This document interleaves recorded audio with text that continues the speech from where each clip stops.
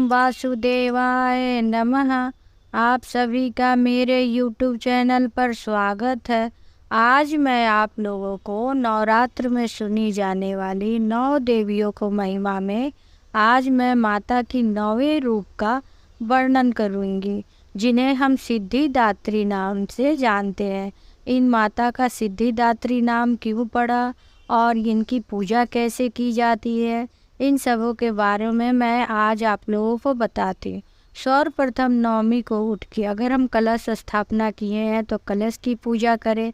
अगर हमारे पास अलग से सिद्धिदात्री माँ की अगर कोई फोटो है तो उसका रख के हम पंचोपचार से उनकी पूजा पाठ करते हैं, धूप जलाते हैं, दीप जलाते हैं, माता की हम पूजा करते हैं।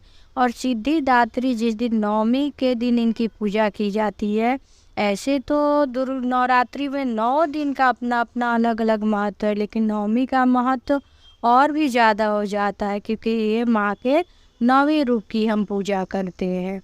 और माँ के नवमी के दिन ही हम कन्या खिलाते हैं। इस दिन हमें 9 कन्या को बुला के माता के 9 रूपों में उनको विराजित करके हमें उनकी पूजा करनी चाहिए। और एक हमें छोटे बालक को भी बुलाना चाहिए जो भैरव के रूप में बैठा के हम उन्हें खाना खिलाएं। बच्चों को पहले हम जब बच्चे घर में आते हैं तो उनका हम हाथ पैर अच्छे से साफ करें, धुले, फिर उनको हम टीका लगाएं, श्रृंगार करें, फिर माता को हम चुंदरी ओढ़ाएं, फिर मनपसंद भोजन हम बच्चों को कराएं। खास करके नवरात्रि में लोग हलवा, पूड़ी, खीर, चना ही बनाते हैं, तो हम फिर बच्चों को वो सब खिलाएं और कुछ उनके मनपसंद उपहार देके बच्चों को हम विदा करते। तो इसलिए नवमी का महत्व और ज़्यादा बढ़ जाता है। और इसी दिन बहुत से लोग क्या होता है कि नवमी के दिन ही घट को हिला देते हैं, जिसके जो भगवान को आवाहन करके लोग घट में बुलाए रहते हैं। तो कन्या खिलाने के बाद बहुत लोग नवमी के दिन ही घट को हिला देते हैं, या बहुत लोग दशहरे के दिन घट को हिलाते हैं। तो ये तो हुआ नवमी के महत्व के बारे में। अब माँ सिद्धिदात्री कैसे प्रकट हुई?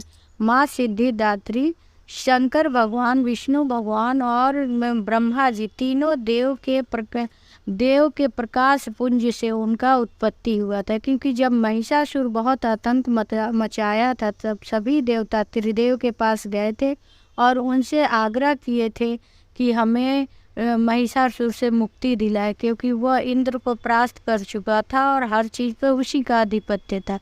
तब तीनों त्रिदेव के मुख से क्रोध उत्पन्न हुआ और उसी से एक प्रकाश पुंज बना जो बाद में एक स्त्री का रूप में प्रकट हुआ, जिसे सभी देवताओं ने अपना अपना अस्त्र शस्त्र, आभूषण, वस्त्र सब दिए, जिससे माता का उत्पत्ति हुआ। इसी से सिद्धिदात्री माता कहते और इन्होंने महिषासुर का वध किया था।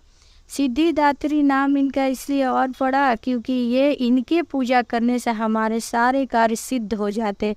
जो भी कार्य हमारे उलझे रहते हैं वो सब पूर्ण हो जाते हैं।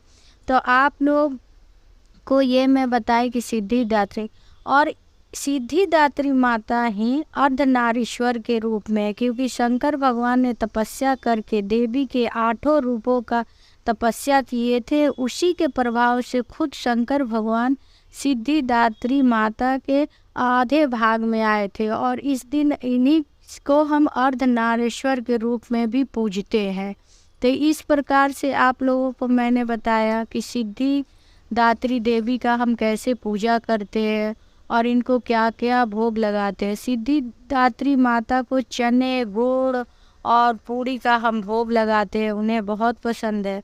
और ये बहुत ही शांत स्वभाव की देवी है। ये कमल पे विराजमान रहती है। इनका वाहन सिंह है।